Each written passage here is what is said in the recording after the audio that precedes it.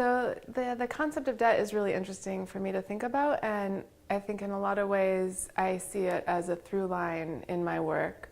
I think I've usually thought of it in terms of credit. I see a lot of my work being about the racialized allocation of credit in U.S. dance. So my first book was about Zora Neale Hurston's staging of Black folk dance in the 1930s, and a lot of that project was about restoring credit to a Black female artist who had gone unrecognized in U.S. dance history. So I think that U.S. dance history owes her a debt, and the book is about sort of trying to restore credit to her. But in that project, I also became very interested in how indebted white artists are to a lot of African American dance artists, and it was grappling with how to understand that debt and how that debt gets obscured. And I sort of followed that project up with looking at questions of ownership in dance and thinking in broader terms how issues of credit and ownership are negotiated.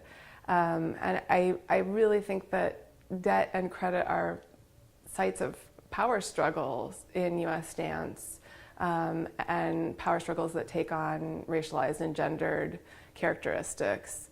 So in the book on copyright, I see copyright itself as a way of both masking debt and unmasking debt. So in a lot of ways, claiming ownership over a dance is a means of taking credit for something and obscuring the credit you owe to others. And a lot of the case studies I look at are examples of white artists, again, appropriating, borrowing, stealing, and masking the influences of their debts. But I also look at copyright as a place where more marginalized artists have sought to sort of contest that racial logic and restore credit to themselves. So a way of sort of unmasking the debt that they feel they're owed. So again, I see a real power struggle around that. And then in my most recent project, I'm really interested in looking more at dance doubles and dance stand-ins in Hollywood musicals.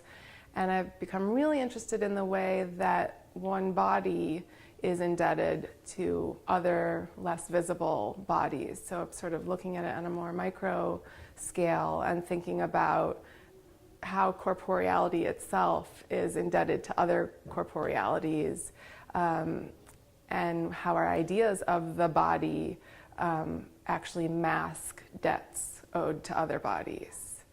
And then I also do want to say it only seems appropriate to point to my own indebtedness to scholars who have influenced me, and I would definitely say that my work is continuing a tradition of work like Susan Manning and Brenda Dixon Gottschalk, both who were very informed my own thinking about the racial politics of credit in U.S. dance.